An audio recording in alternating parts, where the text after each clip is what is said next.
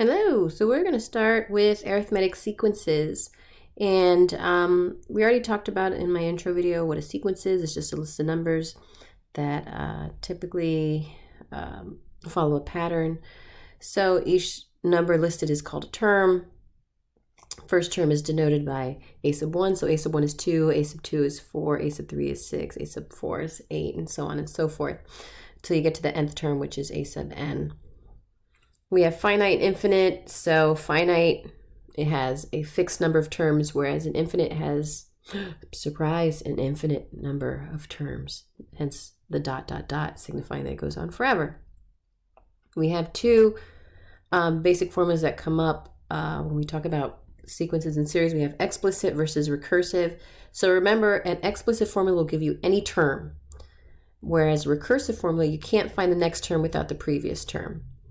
Okay, so here's an arithmetic sequence. We have 4, 1, negative 2, negative 5. And it's called arithmetic because you're either adding or subtracting the same amount. So you can think of this as adding negative 3 or subtracting 3.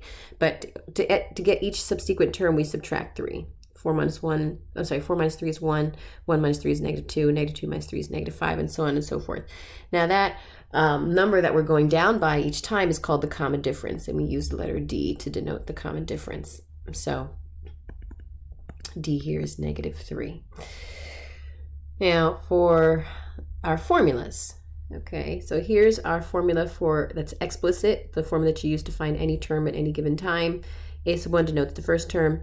This n and this n, they're the same. So if this is a sub 3, then n is 3, then I would plug in 3 here. And then D stands for your common difference. If I want a recursive formula, remember it comes in two parts. You always have to state who your first term is. So that's why I'm speaking generally, a sub 1 equals whatever number or letter, doesn't matter. And then a sub n, and then we have a sub n in terms of a sub n minus 1. A sub n minus 1 is the term that came literally before a sub n, hence the minus 1. And then all you do is you add D to it to get the next term. So going back to this sequence 4, 1, negative 2, negative 5, our common difference is negative 3, right? So D is negative 3.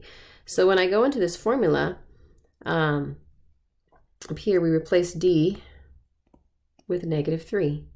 We do not replace n because we're speaking generally. We're saying for the nth term, okay? And we have a sub 1, which is 4.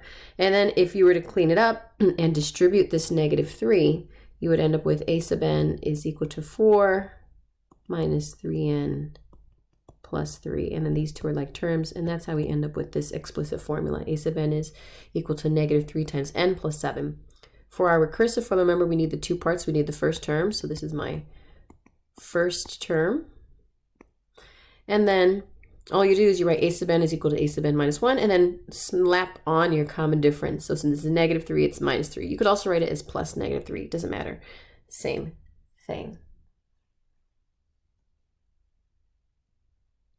So let's just go through the general vocabulary. Again, a sub 1 stands for your first term. A sub n stands for your nth term. N represents the number of terms, whatever that subscript is. Okay, I did that a little sloppy. That's a little hurt. Let's try that again. So this tells you how many terms we have. S sub n stands for the sum of n terms. That's for partial sum, which I will do in a later installment. And then D is the common difference. So here's your explicit formula for finding any term, and this is your partial sum formula.